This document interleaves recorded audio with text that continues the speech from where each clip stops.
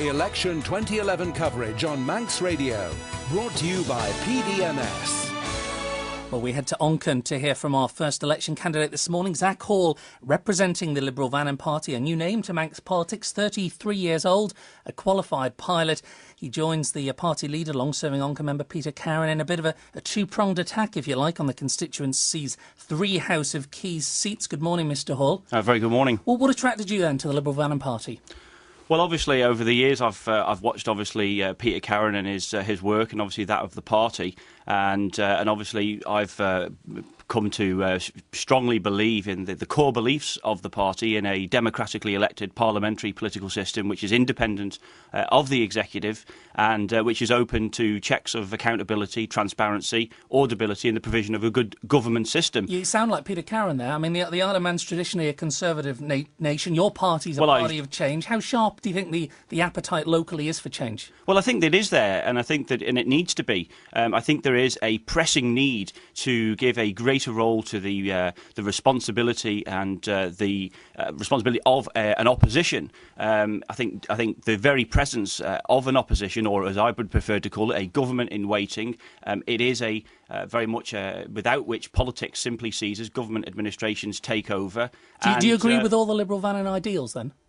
I mean, for example, have you signed this agreement that if you're elected, you wouldn't take office if Liberal Vannin didn't have a working majority? In the event if we are taking office, we are a team, and obviously we are. If we are going to be taking office, it will be all of the team will be taking the office, or we will not be taking the office. It won't be a case of where one individual or 2 individuals take office. We are a team, and like I said, we will be taking, if we do go into that situation, we will be, all of us as a team will be taking, obviously, government office, not just 1 or 2. So that's probably no, in the unlikely event there's a majority of Liberal Vannin members in there.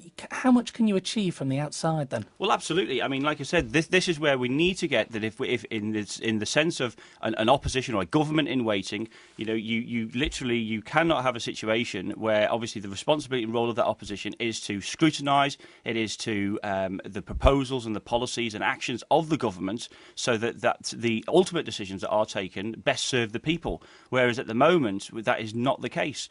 So we can achieve a lot, and that is in representative democracy. That's how we get good government decisions, and that is through where obviously alternative proposals are put forward, and then obviously through the ultimate decisions made for the people. I mean, one area that's been scrutinised a lot, pensions, the black hole, £500 million estimated. How would you fill that? Well, obviously, when you're looking at in terms of the pensions, which is what the party have advocated, it isn't sustainable, and it undoubtedly is going to have to be sort of reviewed. How? Well, I mean, like I said, that how it's going to be reviewed. You're talking about how to make up the money purchase schemes. Obviously, something which the final salary, and people need to remember what final salary pensions were originally designed for. Was the final salary was where somebody retired at 65, but when the actuaries would calculate life expectancy, they would retire at, say, 70. That's not the case today. Life expectancy today is now probably approaching in the 80s, 90 years of age.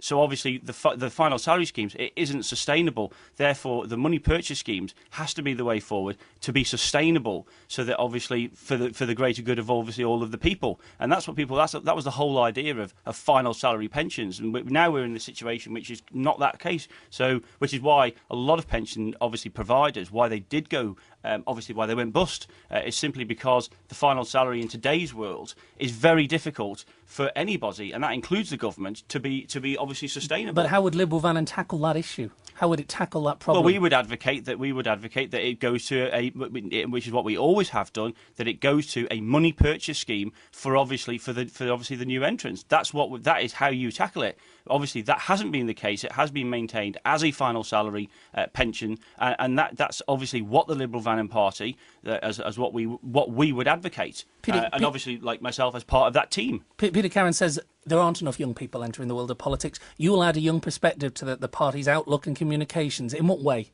Well, obviously, in terms of that, I've got a younger perspective. Obviously, through my job as an airline pilot, I very much like to think that I've got a very much global view. Globalisation has changed the world. The old ways will not do. It's simply the old era has ended. It calls for new people to tackle the new problems, the new opportunities, and that's very much my perspective. Is that I very much look at our place, not just within Europe but within the world. We cannot be insulated in any sort of a way to the effects of globalisation, and obviously we need to meet the challenges, and we need to meet them successfully, which in order to achieve obviously our own prosperity and survival. Onchan candidate Zach Hall, thanks very much for your time this morning. Thank you very much. It's 8 o'clock.